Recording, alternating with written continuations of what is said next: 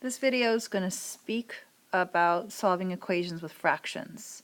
And we're going to start with the idea of what a fraction is also in algebra.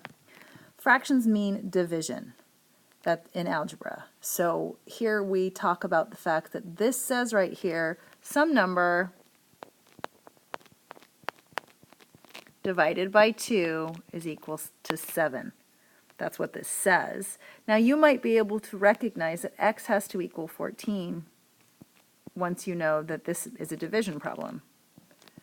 But if not, we can go ahead and find the missing value of x by multiplying. So division and multiplication are opposites. So we can go ahead and take, okay, I don't know what x is, but I know that this means x divided by 2. So we're going to go ahead and multiply everything by 2. When we multiply x divided by 2, we end up with just x. And we multiply 2 by 7, we end up with the 14. So by multiplying by that denominator, we can find the missing value.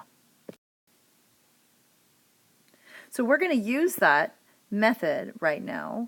We're going to go ahead and get rid of the fraction. There's two methods I'm going to talk about when they're not proportions. And that is, we're going to go ahead and look at that denominator, which is right here, that -2, and we're going to get rid of the fractions by multiplying by everything by that denominator. So we're going to go ahead and take this whole thing and we're going to multiply it by -2. So first we're going to do the multiplication of -2 and x divided by -2. Those cancel each other out. So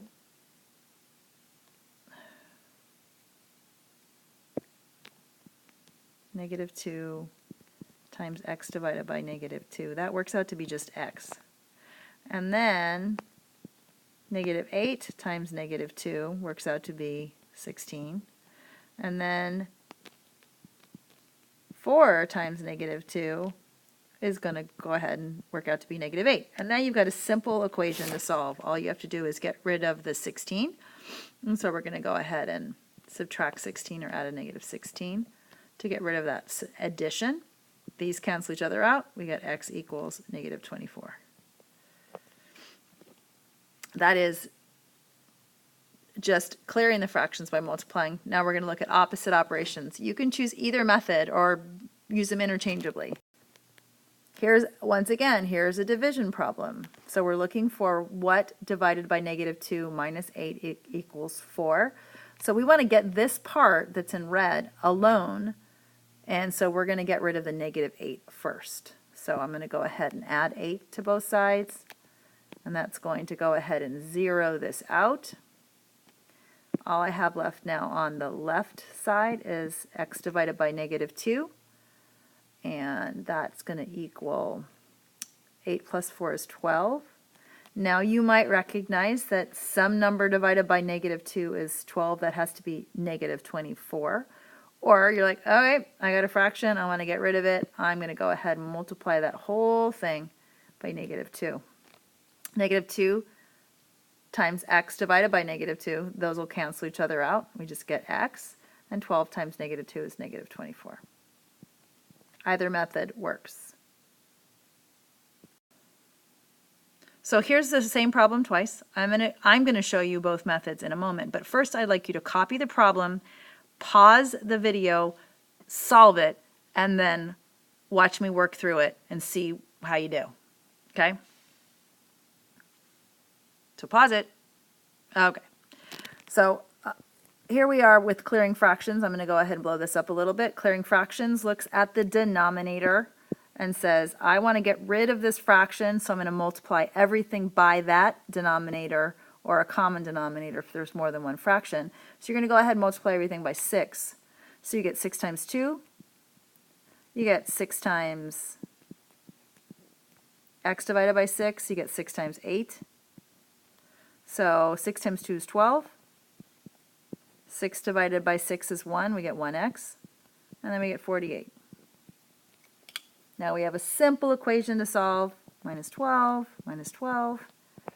and x equals 36. That's the clearing fractions way. The other one is opposite operations, which means we're still looking to find the thing with the x. That's always what we're trying to get isolated. And so we're going to start by looking at this 2. I can get rid of adding 2 by subtracting 2. And I'm going to get x divided by 6 equals 6. You might be able to see that 36 has to be x because 36 divided by 6 is 6. If not, we're going to go ahead and look at that denominator again. We're going to multiply everything by 6. And we get x divided by 6 by blop, blop, blop. So we get x equals 36.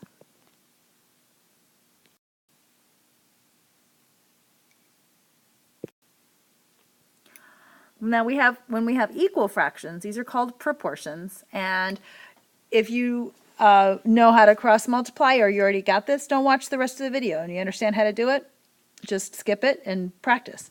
In this particular case, or you can do the problem and then watch what I do and say, yeah, I got this. So here is the giant 1 method. The giant 1 method looks for the connection between the numbers that we know and the fraction. So we're like, okay, here we go. And we use giant 1s also when we simplify. But here we recognize, we might be able to see that 24 divided by 4 is 6, right? So the giant 1 is 4. And you can use the giant 1 moving forward or backwards. So 24 divided by 4 is 6, but 6 times 4 is also 24. So since we're missing this piece, some number divided by 4 is 5. Well, 5 times 4 is going to give me x. So 5 times 4 is 20, and that's going to give me x. Now what if you didn't know what the giant 1 was? If you didn't know that it was 4, well, here's what you can do. Oops, that's the wrong thing. I want this. If you didn't know what the giant 1 was, you go ahead and take 24 and you divide it by 6, and that will give you the giant 1. 24 divided by 6 is 4. So you can always find the giant 1 even if you can't see it, knowing your number facts. And we're going to have that situation in the next slide where the giant 1's a messy number. So here we have a giant 1 that doesn't have a clean answer to it. So we're going to go ahead and look for that giant 1, and we're going to find it by looking at the connection between these two. We're going to say, okay, 100 divided by 6 is going to give me that giant 1 number. And 100 divided by 6, handy dandy calculator, is 16 point, I'm going to blow it up a little more, is 16.6 with a repeater. 16.6 with a repeater. So we know that 100 divided by 16.666 is 6. So we can also do the division to find the x value here. So 20 divided by 16 with a repeater there is equal to x. 20 divided by 16 is 1.2, and a lot of zeros, so we can go ahead and round it to 1.2. So if we were talking about, this is 20% of 6, it's 1.2, by the way. We'll get to that later. Find your giant 1 by dividing, and then use your giant 1 either by multiplying or dividing to find the missing piece. We're going to do 2 right here. Once again, copy the problems down, do the problems, then listen to my explanation. So go ahead and pause it, do the problems, and then hit play one more time so we can talk about this. Easy giant 1, messy answer, here we go. Most people can see that 6 times 6 is 36, so some number times 6 is going to be 13. We can find that number by dividing backwards. So 36 divided by 6 is 6, so we can do the same thing.